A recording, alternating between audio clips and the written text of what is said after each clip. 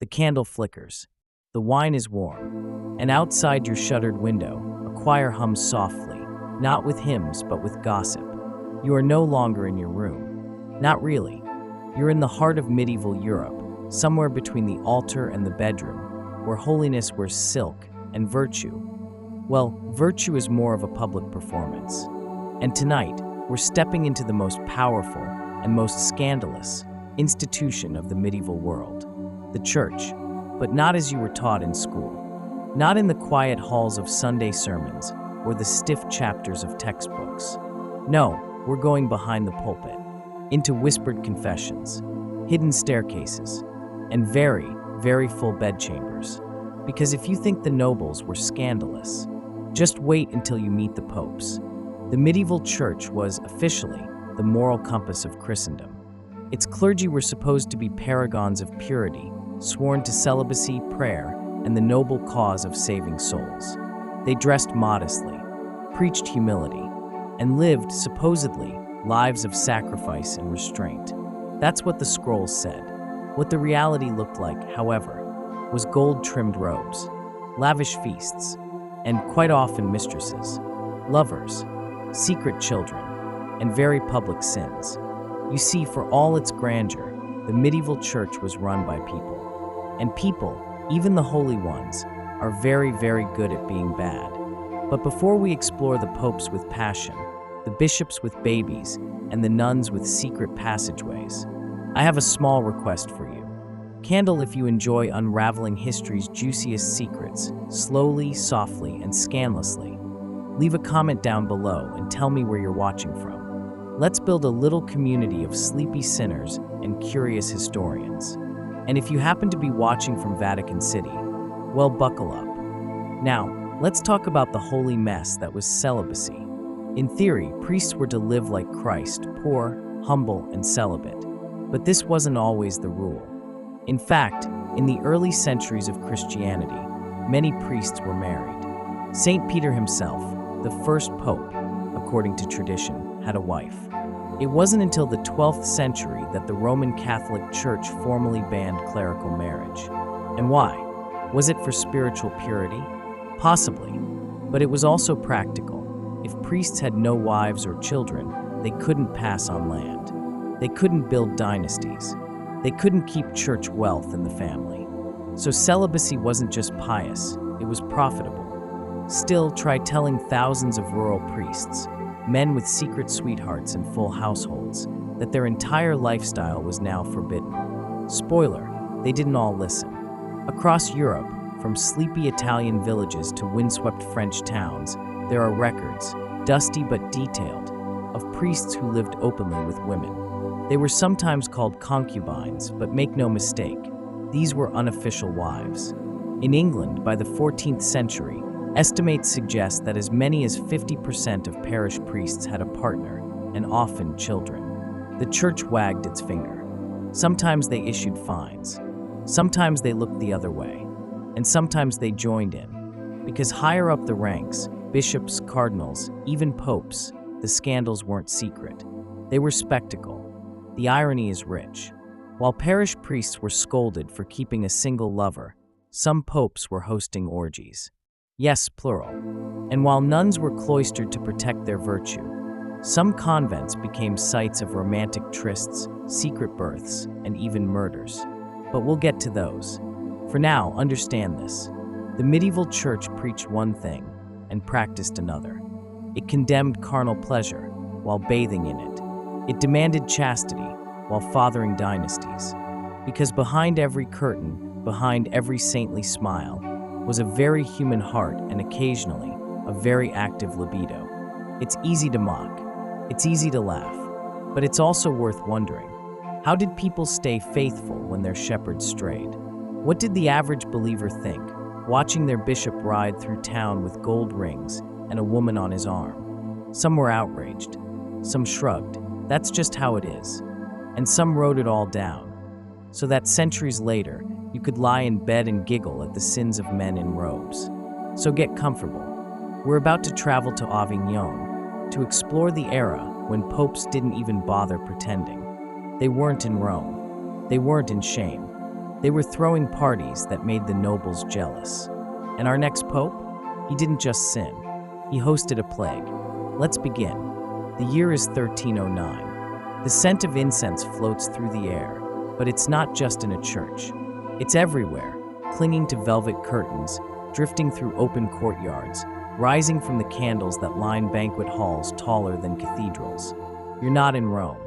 You're in Avignon, a French city newly bathed in divine authority. Because the Pope has moved. Yes, the Pope. The Vicar of Christ, the successor of St. Peter, the Holy Father himself, has packed up his papal slippers and settled in Provence. And he brought with him not just cardinals and clerks, but chefs, artists, tailors, jewelers, perfumers, and rumor has it mistresses. Welcome to the Avignon papacy, a period of church history so rich, so indulgent, so utterly unholy, it would later be called the Babylonian captivity of the church. But to the clergy who lived through it, it was just Tuesday. Let's back up. In 1305, a Frenchman named Bertrand de Got was elected pope, taking the name Clement V. But he had a problem. Rome was a mess, politically unstable, violent, full of feuding families, crumbling roads, and increasingly hostile factions. So instead of risking chaos, he stayed in France. And in 1309, he moved the entire papal court to the Rhone River town of Avignon, which, while technically not part of France at the time, was heavily under French influence. It was cleaner, calmer, safer, and, most importantly, closer to the French king, who had a tight grip on papal politics. And so began a 70-year period where 7 consecutive popes ruled from Avignon. Rome was still the seat of Peter, but Avignon was where the action happened. And oh, what action it was. The popes in Avignon didn't live like monks. They lived like monarchs, or perhaps movie stars with a god complex. They built palaces of staggering luxury. They wore embroidered robes laced with gold. They dined on swan, truffles, candied fruits, and wine imported from as far as Burgundy and the Iberian Peninsula. They held feasts for hundreds, commissioned art that rivaled anything in Florence, and bathed in scented waters, because apparently, holiness had to be exfoliated. The papal court became a center of culture, diplomacy, and decadence, as well as the source of every scandalous whisper from London to Constantinople. Because somewhere between the basilicas and the ballrooms, the line between priest and prince blurred. If one man embodies the spirit of the Avignon papacy, it is Pope Clement VI. Born Pierre Roger, he was crowned pope in 1342. He had studied philosophy, was clever, charismatic, and cultured. He was also unapologetically indulgent. Clement VI owned multiple palaces, each more lavish than the last. He maintained an entourage that rivaled royal courts. And according to contemporary records, he kept a circle of trusted women who were given fine gowns, their own quarters, and occasionally diplomatic gifts. Whether they were secretaries, companions, or ladies-in-waiting, the implication was clear. The Pope had a taste for companionship, and possibly more. Here's where things get surreal. In 1347, the Black Death began its sweep across Europe. Cities burned their dead in piles. Villages vanished. Priests dropped like flies. And many believed Judgment Day had arrived. And what did Clement VI do? Well, to be fair, he did issue prayers and indulgences. He also granted forgiveness to those who died without confession, which was kind of a big deal. But at the same time, he retreated to his luxurious residence in Avignon, surrounded himself with a carefully screened circle of attendants, and allegedly had his chambers lined with herbs and flowers, which physicians believed would ward off the plague. He sat between 2 roaring fires, believed to cleanse the air. He refused to see anyone sick, and he continued living in comfort, while his city filled with corpses. Was it smart survival? Maybe. Was it saintly? Not exactly. Was it scandalous? Oh yes. The contrast couldn't have been starker. While Europe burned, the Pope dined on delicacies. While priests buried the dead, the Pope bathed in perfume. While peasants cried for salvation, the Pope sat in silks and debated which ring to wear. And the people noticed. chroniclers of the time, especially those loyal to Rome, wrote scathing critiques. They described Avignon as the brothel of the church, the New Babylon, a palace of orgies and wine and pride. Whether that was poetic exaggeration or bitter truth depends on the historian, but the damage was done. The church was no longer seen as a spiritual guide. It was seen as a political machine wrapped in lace, holding a gold goblet, smiling politely while the world collapsed. We'll never know how many of the Avignon popes had lovers. Church records don't usually include entries like, Tuesday gave sermon, Wednesday met mistress at noon. But there are letters, poems, whispers, women who appeared out of nowhere with estates gifted to them, children with suspicious resemblances, noble families who suddenly gained favor after a daughter spent a season in Avignon. Even if the popes weren't breaking their vows in every sense, they were bending them until they snapped. And for many people of the time, this behavior was worse than scandal. It was sacrilege. When the papacy finally returned to Rome in 1377, the damage lingered. People had lost trust. Reformers sharpened their pens. And a few decades later, a monk named Martin Luther would start asking dangerous questions. But before that revolution, before the theses and the printing presses and the bonfires of heretics, there was a palace in Avignon, filled with light, dripping with luxury, and echoing with laughter long after the prayers had ended. Ready to meet the most infamous pope in history, he didn't just take lovers. He made his own children into princes, and his palace into a den of politics, passion, and, according to rumor, poison. His name? Rodrigo Borgia, Pope Alexander VI. Shadows stretch long across marble floors. A single candle flickers beside a silk-draped bed, and outside the tall, arched window, the Vatican slumbers. But inside, there is movement, whispers, silken footsteps, and somewhere, very faintly, laughter. Because the year is 1492, and Rodrigo Borgia has just become Pope Alexander VI, a man whose papacy would become legend, not for piety or theology, but for lust, corruption, nepotism, and possibly murder. He wasn't the first pope with a mistress. He was simply the most unapologetic. And by the time he was done, the papal throne would resemble more of a royal court, with mistresses instead of monks, and children instead of cardinals. Born in 1431 in Valencia, Spain, Rodrigo was a member of the ambitious and rising Borgia family. He was the nephew of Pope Calixtus III, which, not surprisingly, helped him land a cardinal's hat at just 25 years old. Handsome, charismatic, savvy with money, very savvy with politics, and even savvier with people.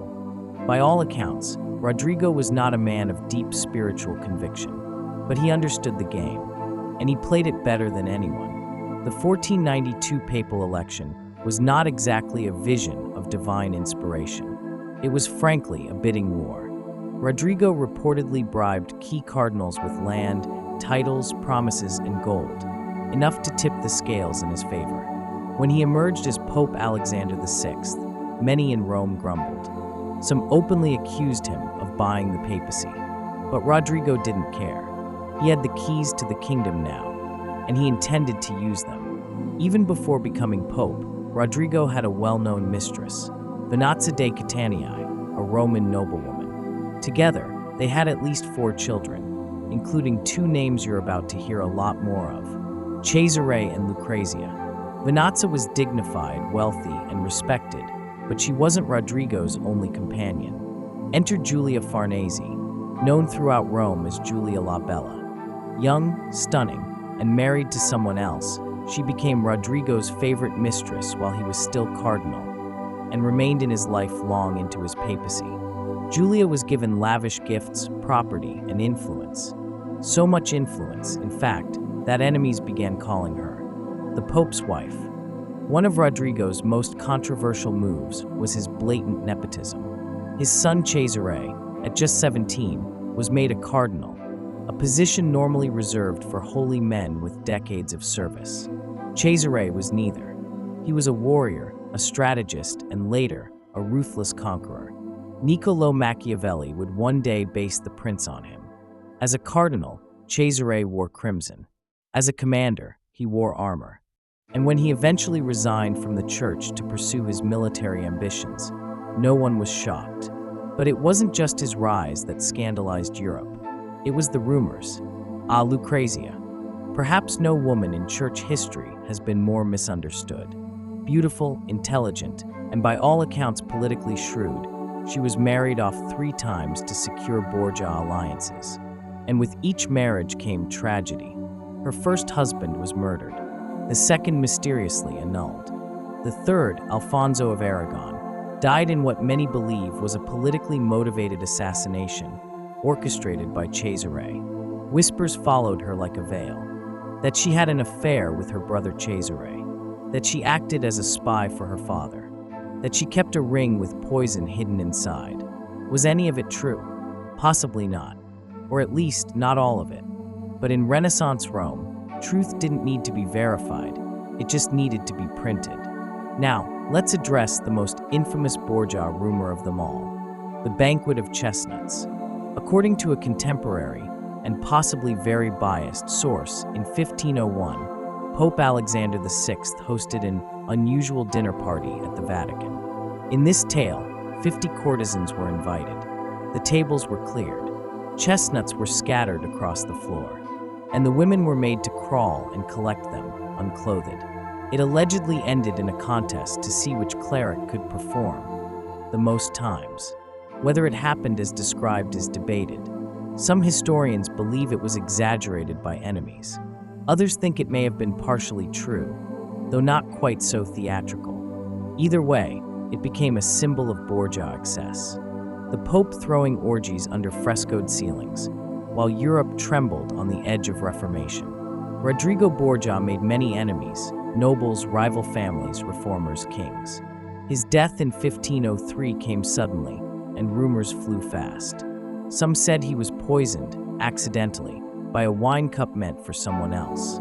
Others say he died of malaria. Some whispered divine judgment. Others suspected Cesare. Whatever the truth, his funeral was chaotic. So few people mourned him that his body was left unattended and reportedly bloated so badly, it barely fit in the coffin. The man who lived like an emperor died like a ghost. Were they sinners? Saints? Survivors? In reality, the Borgias were Renaissance creatures, product of their time, ruthless, ambitious, brilliant, and indulgent. Rodrigo used the church to build a dynasty, and in doing so, shattered the illusion of papal purity. His papacy sparked outrage, satire, and scandal. And decades later, when Martin Luther nailed his theses to a church door, the Borgia name was still ringing in people's ears. Because once the Pope starts having babies, you can't exactly unring that bell. Ready to leave the Vatican and explore even darker corners? In our next chapter, we're heading into the convents and monasteries, places that were supposed to be shut off from the world. But behind those walls, there were love affairs, murder plots, secret tunnels, and sometimes childbirth. You hear a bell, not loud, not demanding, just a single, echoing chime carried gently on the wind. It rings from a tower nestled deep in the countryside, a monastery, or perhaps a convent. High stone walls, thick wooden gates, narrow windows barred by iron. The world outside, chaos, temptation, sin, but within, peace, prayer, purity. At least, that's the brochure. But tonight, as you lie back and settle in, let's draw back the curtain just a little. Because even behind the most pious walls, there were stories. Stories of longing, of secrets, of cloisters not quite as cloistered as they seemed. Welcome to the quiet storm of medieval monastic life, where temptation whispered through stone corridors and vows of chastity sometimes crumbled like communion wafers. In medieval Christian thought, monks and nuns were spiritual warriors. Removed from the world, they dedicated their lives to prayer, fasting, manual labor, and obedience. They wore simple clothes, ate simple food, lived in communal silence. Most took vows of poverty, chastity, and obedience, a trio known as the evangelical councils. And for many, the life was sincere, peaceful, devout. But the human heart does not always respect stone walls, and the cloister was not always impenetrable. Let's begin with one of the most disturbing real cases from 12th century England, the tale of the nun of Wotton. She was forced into a nunnery as a child, not uncommon, and later, as a young woman, reportedly broke her vows by entering into a relationship with a lay brother, a kind of male servant or associate of the monastery. When the affair was discovered, the nuns imprisoned her. She became pregnant. The response? They forced her to watch the castration of her lover, and allegedly shoved the severed organ into her mouth as punishment. That's not very Jesus-like. Was every convent like this?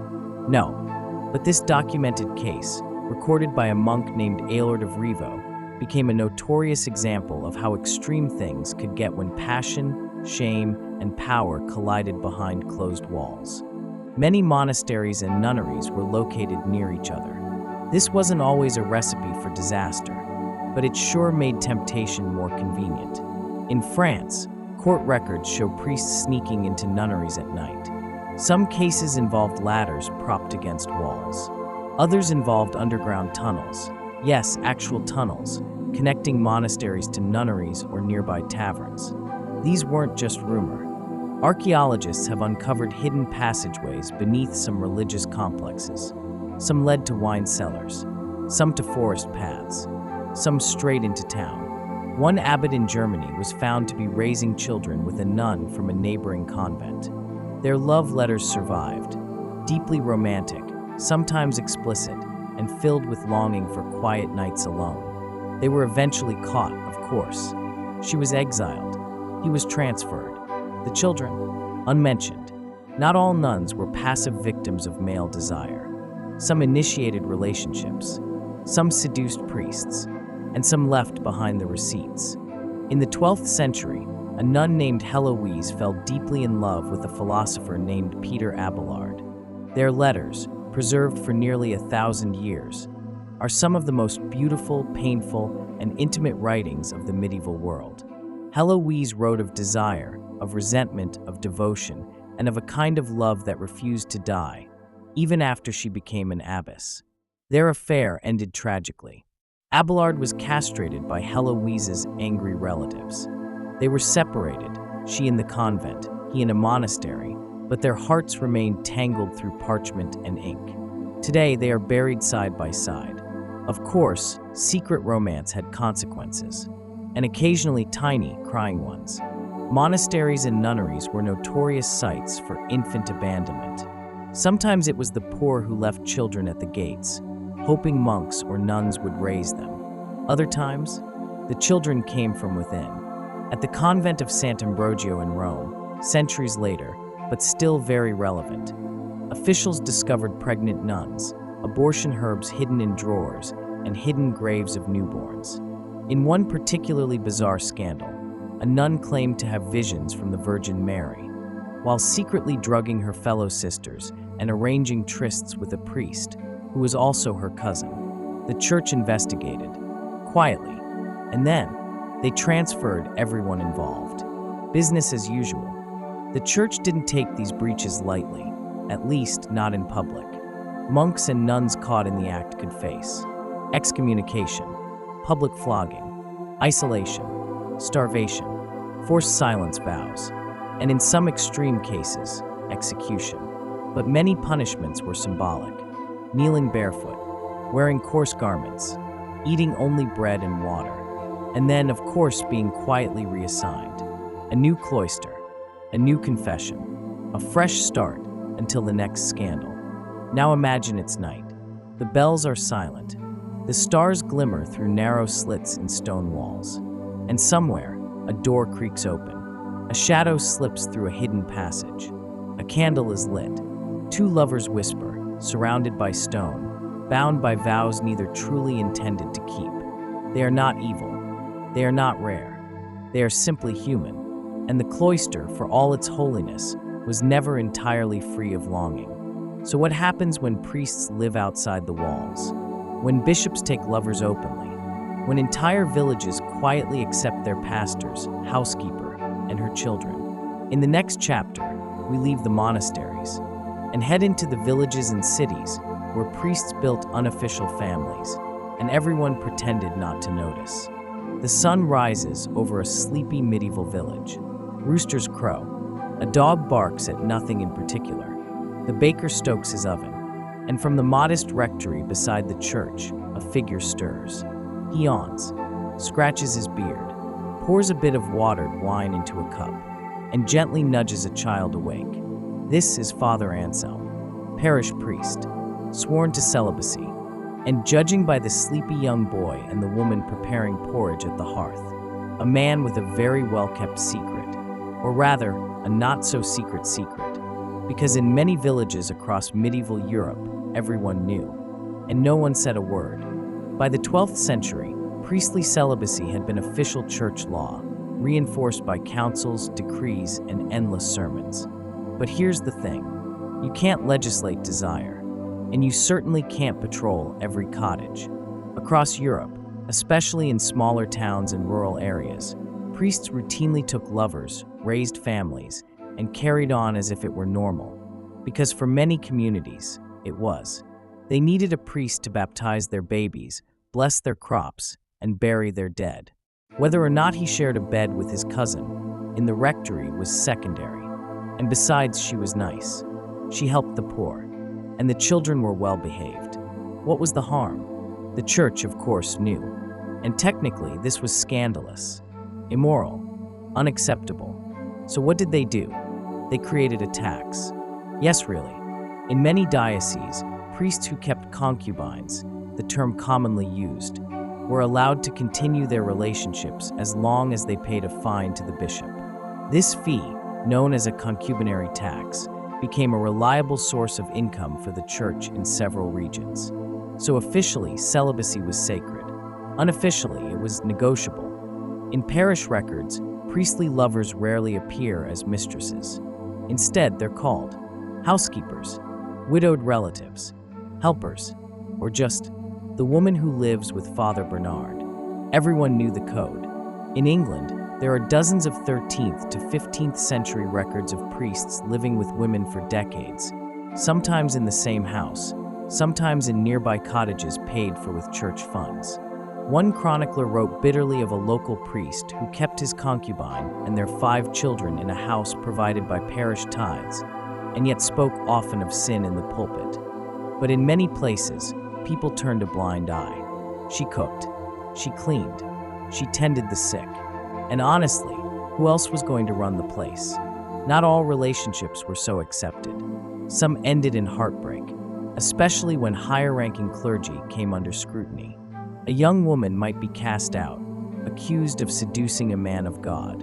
Her children might be denied baptism or inheritance. And the priest? Sometimes he was transferred, sometimes fined, sometimes promoted anyway, because power protects itself. There are letters, real preserved letters, from women pleading with bishops to let their priests return, to send money for the children, to acknowledge their existence. Most went unanswered.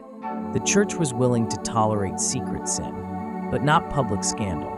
You'll never see their names in the records, but they existed. Children of priests, often called sons of the church, lived quiet lives in villages, sometimes with their father's name, sometimes without. In some cases, bishops provided stipends for their education. In others, they were raised by uncles, godparents, or the mother alone. Many priests loved their children dearly. They taught them to read, passed down land in secret, made sure they apprenticed well. But they were always outside the law, illegitimate, forgotten. Some became priests themselves. And so the cycle continued. There were ballads, yes, actual medieval songs, mocking priests and their housekeepers. One German tune tells of a priest whose lover gave birth during Mass. Another French poem jokes about the bishop's beard being tickled by his mistress' hair. Satire was everywhere, and yet the church endured, because even in shame, it held power, and the people had no alternative.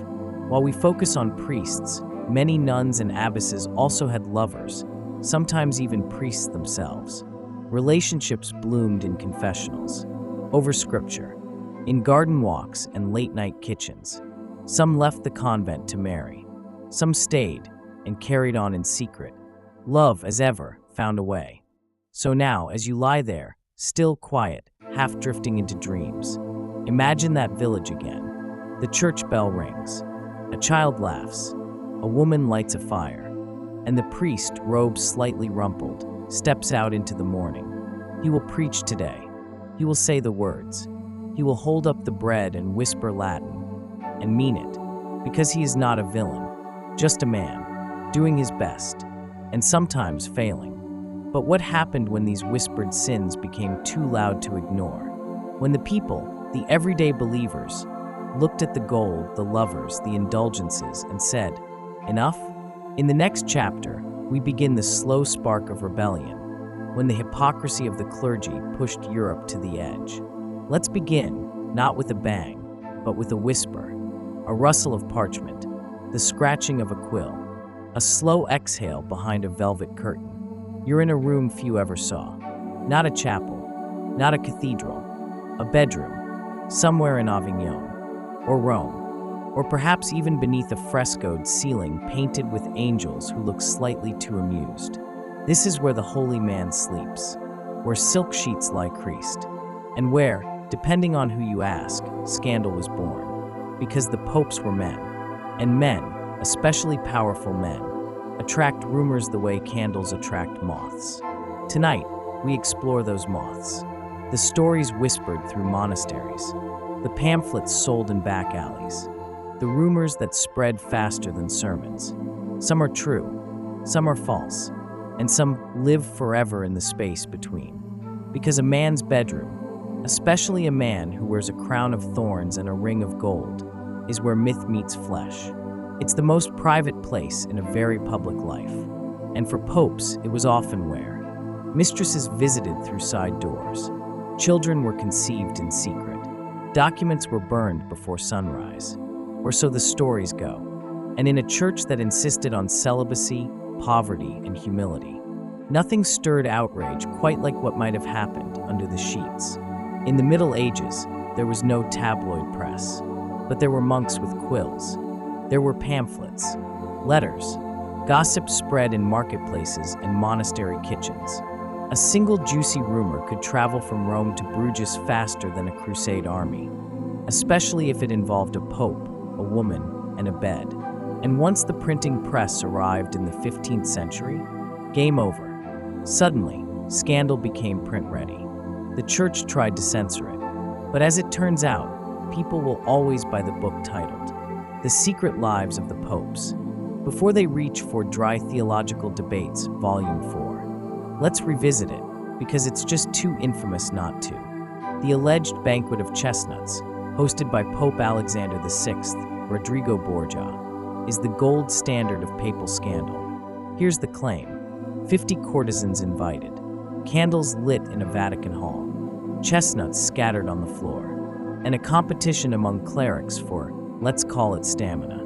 According to the source, a papal master of ceremonies named Johannes Burchard, the women crawled around collecting chestnuts while cardinals and other men watched, cheered, and participated. The winners received prizes of silk, jewelry, and favors from the Pope himself. So is it true? Well, maybe. Some historians believe Burchard exaggerated to damage the Borgia legacy. Others point out that he was there and wrote everything down meticulously. And some think it was a mix of truth, jealousy, and performance art. Whatever the case, the story stuck.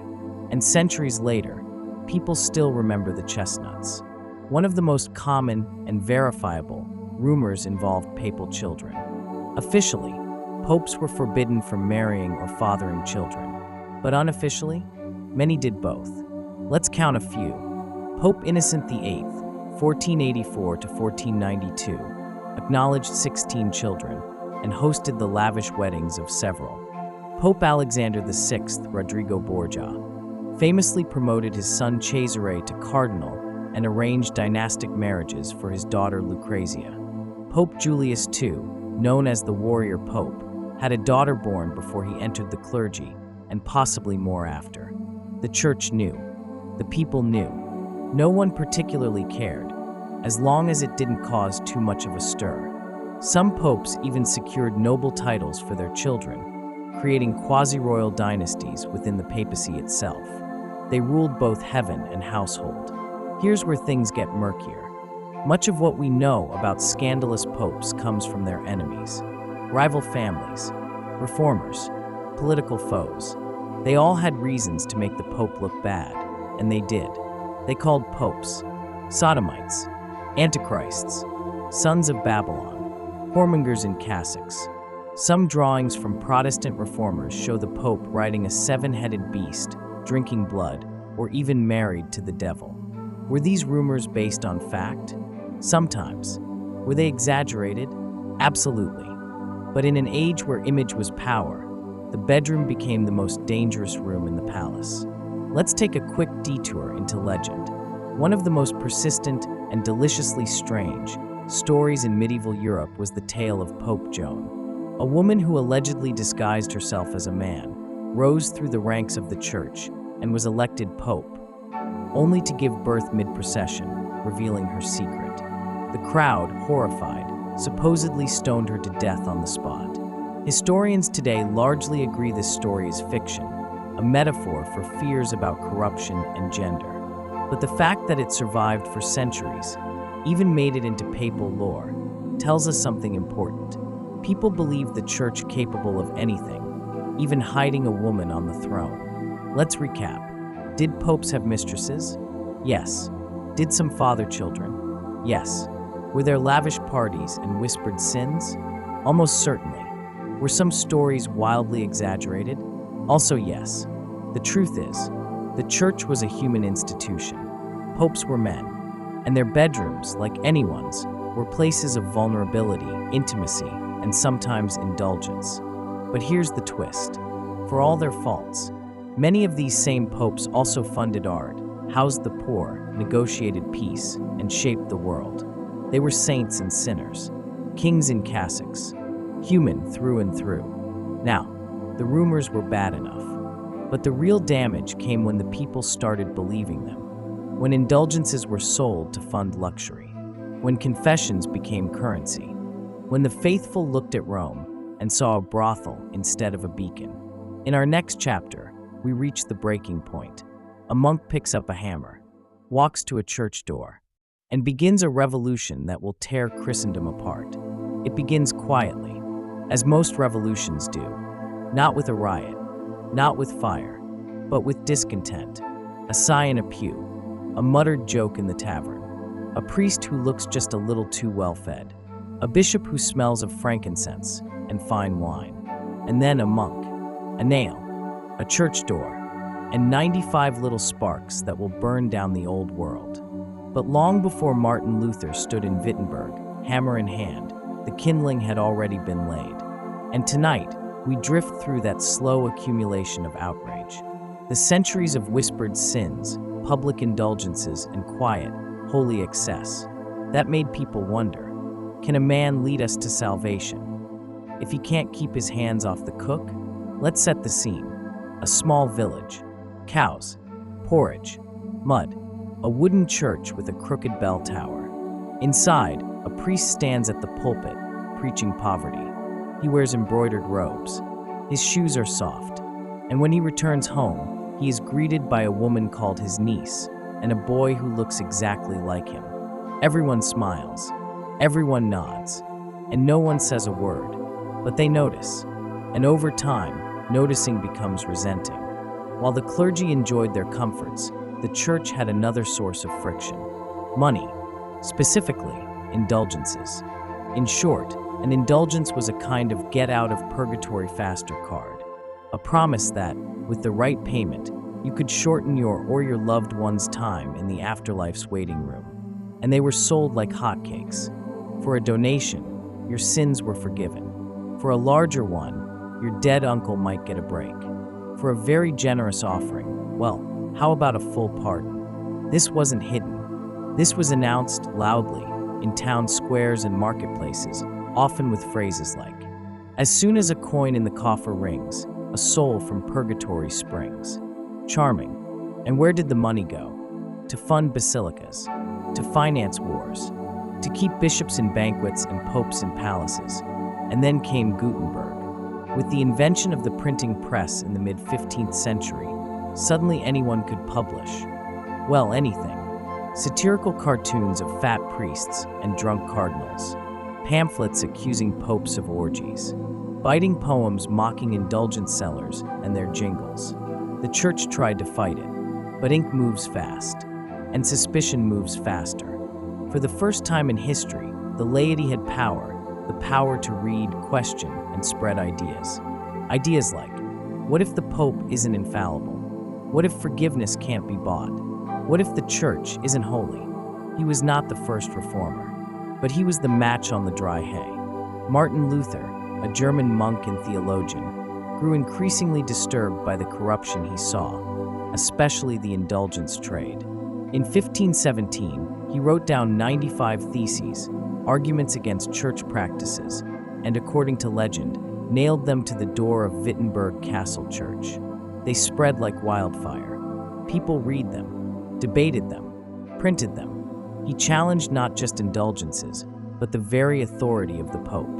And suddenly, it was open season. The church called Luther a heretic. He refused to recant. And soon, the Protestant Reformation had begun. Europe fractured. New churches rose, Lutheran, Calvinist, Anglican, each with their own ideas, rules, and scriptures. Some banned icons. Some banned dancing. Most banned the selling of forgiveness. And while new denominations had their own issues and scandals, they shared one thing: a rejection of the idea that salvation could be traded for coin, or compromised by a pope's private life. Back in Rome, the damage was done. The church lost political power, land, followers, and most devastatingly, its moral monopoly. In response, the Counter-Reformation began, a period of reflection, reform, and renewed discipline. Some popes finally cracked down on concubines. Seminaries were created to train better clergy. New religious orders like the Jesuits emerged to rebuild trust. But the golden age of untouchable popes was over. So as you lie there, half dreaming, think of the villager who saved for months to buy an indulgence, while the priest's mistress wore velvet. Think of the nun who whispered prayers while hiding her lover's child. Think of the monk who wrote satire under a fake name, because he couldn't bear the silence. And think of the papal throne, not as marble, but as wood, cracked, carved, stained with 1,000 stories. Some true, some invented, all remembered. And so we approach the end of our journey through scandal, sin, and silk-robed saints. But before we say goodnight, let's take one last step back to the human heart, to the contradictions, to the popes who sinned and still inspired, to the church that fractured and endured. Let's go slower tonight, slower than usual, the kind of slow that only comes after the storm, a breath taken after 1,000 years of scandal. You've seen the palaces, the parties, the passion. You've met the popes with children, the bishops with bribes, the monks with secret staircases. And now you may be wondering, how did they sleep at night? Not the peasants, not the critics, the popes, the cardinals, the confessors with secrets of their own. How did these men, tasked with leading souls to salvation, justify their own fall from grace? Tonight, we gently open the door to that most curious of rooms, the chamber of rationalization, a place filled with holy robes and very human excuses. This was one of the most common defenses. When accused of hypocrisy, of taking lovers, accepting bribes, or living lavishly, many church leaders would simply shrug and say, "We are but men." It wasn't arrogance. It was resignation, a kind of spiritual loophole. Yes, they were supposed to be models of virtue, but they were also human, with bodies, desires, flaws. They preached perfection, but in private, they knew better. Another common refrain: a priest might live openly with a concubine. A bishop might dine off silver plates. A pope might father a child or 2 or 10. But when questioned, the response would often be something like, "God sees the heart." The idea being, what mattered was not external appearances, but internal intentions. If the bishop loved his mistress, treated her well, prayed every morning, and guided his flock with wisdom, did it matter that he shared his bed? Perhaps, they reasoned, God would forgive what men could not. Of course, the Bible was filled with verses about purity, chastity, and modesty. But it also had David, the king who stole another man's wife and still remained beloved by God, and Solomon, with his hundreds of wives and concubines, and Peter, the first pope, who according to tradition had a wife. Scripture, it turns out, can be selectively convenient, especially when you control its interpretation.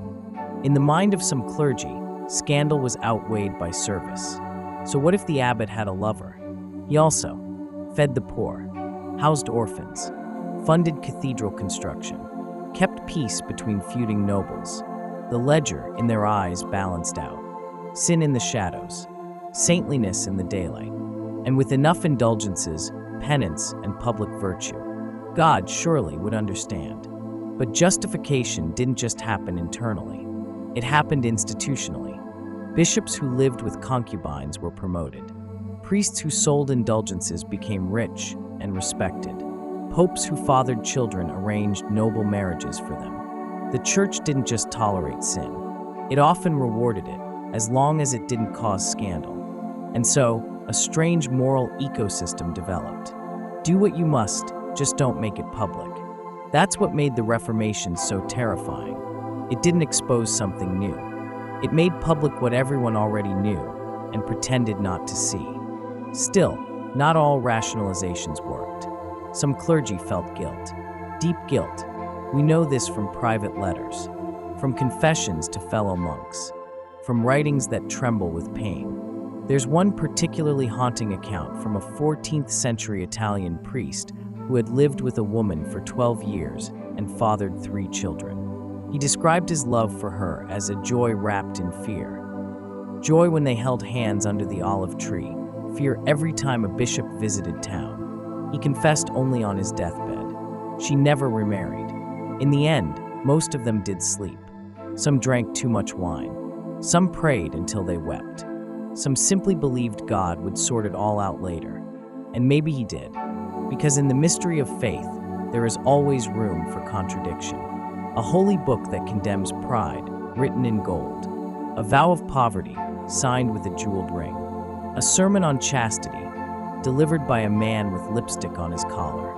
Maybe God forgives them. Maybe not. But history remembers. Let's dim the lights. Tonight's chapter is quieter. Not about popes on thrones or priests with lovers, but about the others. The quiet ones. The ones who stayed poor. Who kept their vows. Who walked barefoot across stone floors, praying for a church they could barely recognize. Because while scandal lived in the palaces, holiness survived in the shadows. It's easy, too easy, to see history as a list of villains. To imagine the entire medieval church as a den of vice, power, and silk-lined sin. But that's not the whole picture. For every pope with a mistress, there were 10,000 monks living in cold cells. For every bishop who dined like a duke, there were nuns nursing the dying in plague-ridden towns. They took the same vows, read the same scriptures, lived under the same hierarchy, but they chose differently. Many of these quiet faithful belonged to mendicant orders, groups like the Franciscans, Dominicans, and later the Jesuits. They lived simply, often in poverty. They walked from town to town, preaching, teaching, healing. Saint Francis of Assisi, born to wealth, gave it all up, famously stripping naked in the town square to renounce his father's riches. He lived with lepers, slept on stone floors, and called animals his brothers. No gold, no mistresses, no scandals, just radical love. He wasn't alone. Let's talk about the women too, because while some nuns broke vows, many others endured hardship, isolation, and intense spiritual labor, not in shame, but in sacred defiance. Women like Hildegard of Bingen, a mystic, composer, theologian, and fierce critic of church corruption. Catherine of Siena, who publicly called for the Pope to return to Rome, condemning the Avignon excesses, and countless unnamed abbesses, midwives, herbalists, and teachers. They remained in the cloisters, but their voices reached far beyond. Some clergy fought from within. Letters survive, bold, furious, beautiful letters, written by bishops, monks, and abbots who called out corruption long before Luther picked up a hammer. One Cistercian abbot wrote, "We are shepherds no more, but wolves in robes. We do not guide the flock, we feast upon it." He signed his name, sent it to Rome, was ignored, but he wrote it anyway. Others resisted more quietly. Priests who refused indulgence money, monks who hid heretics from execution, nuns who sheltered unwed mothers, parish priests who chose poverty and service over position. They didn't make the history books. They didn't get painted on chapel ceilings, but they were there, the soul of the church, flickering like a candle in a windstorm. Even before the Protestant Reformation, there were Catholic reform movements. The Cluniacs, who sought to purify monastic life. The Augustinians, who emphasized inner faith over ritual. The Devotio Moderna, which promoted personal devotion, humility, and education. They didn't want to burn the church down. They wanted to heal it. Some succeeded, some failed, but all left fingerprints on history. And so, even as popes threw banquets, and bishops signed off on taxes, and rumors flew like pigeons over Rome, there were saints in sandals, prayers in broken Latin, communion shared on cracked wooden altars by priests with no name. They believed not in the men who led the church, but in the faith beneath the failures. And somehow, through it all, that faith survived. The torchlight flickers down a narrow corridor. Stone walls sweat with centuries.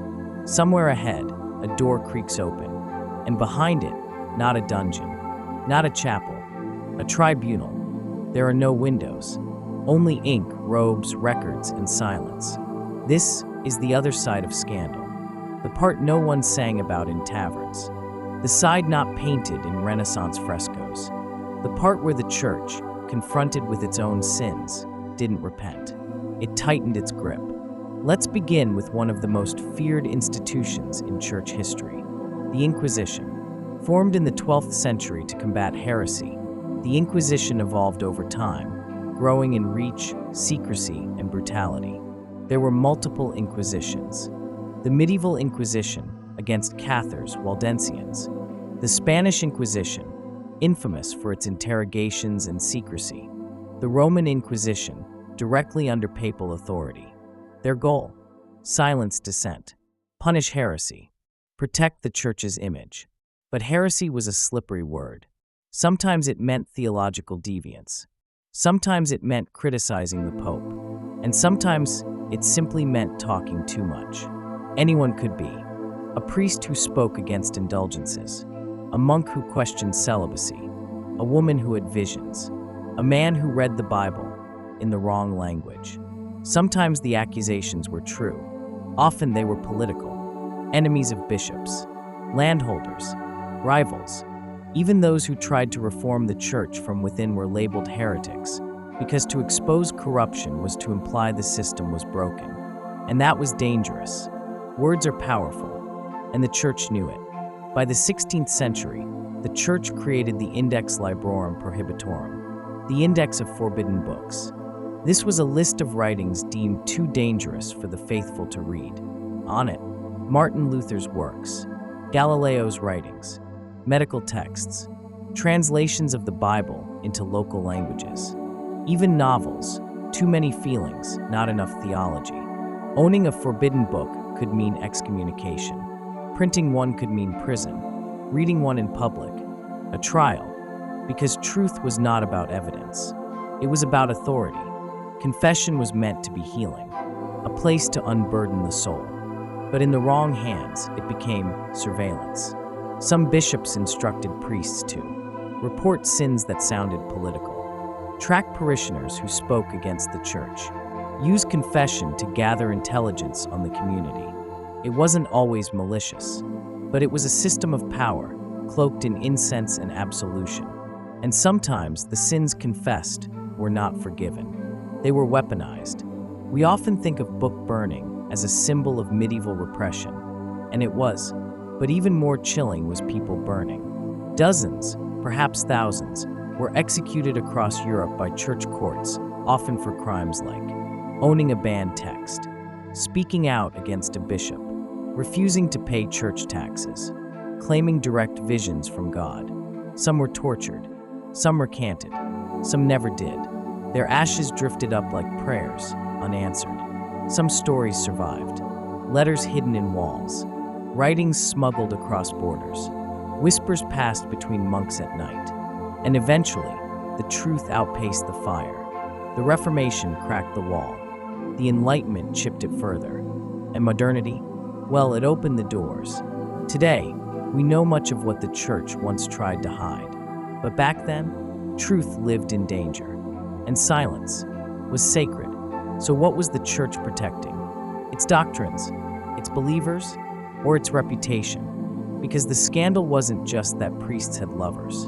It was that the church refused to admit it, that it punished truth-tellers more harshly than sinners. It burned books instead of apologizing, silenced saints instead of listening, built cathedrals on bones instead of turning inward. It chose silence over reform, control over compassion. But beneath all that, some still whispered the gospel. Some still believed. Now at last, we're ready. The story of Scandal is almost done. And in the final chapter, we return to you, to the modern listener, to the soft rustle of reflection. You're still here. The candle is a nub. The fire, more ember than flame. The chapel is empty now, just stone and shadow. But there's something still echoing through the silence. Something that lingers, long after the scandals have been told. Not the names, not the parties, not even the sins. It's the weight of faith, carried by men who often couldn't bear it. For over 1,000 years, the church dressed itself in silk and iron. It crowned popes, burned heretics, preached peace in one breath, and funded wars with the next. It spoke of humility while collecting gold. It preached celibacy while raising children. It condemned sin, even as it slept with it. But beneath the scandal, always was something real. People trying to believe, trying to lead, trying to survive. They failed, spectacularly sometimes. But they also built cathedrals that touched the sky, copied ancient texts by candlelight, baptized, buried, married, and comforted millions. They sang, they wept, they fell, they got back up. The church is not just bricks and gold leaf. It is memory. It is the scent of frankincense clinging to old stone, the feel of wood worn smooth by centuries of knees. It's the quiet breath of a woman in a convent cell, whispering prayers to a God she hopes is listening. It's the guilt of a bishop watching his son from the back of the crowd. It's the monk who lights a candle, alone, long after the others have gone to sleep. It's all of it. The sin, the grace, the humanity. And now you, lying there, head on pillow, listening to history whisper through the cracks in the stained glass. You are not a pope, not unless you've been holding out on me, but you know what it means to struggle with who you're supposed to be, and who you are.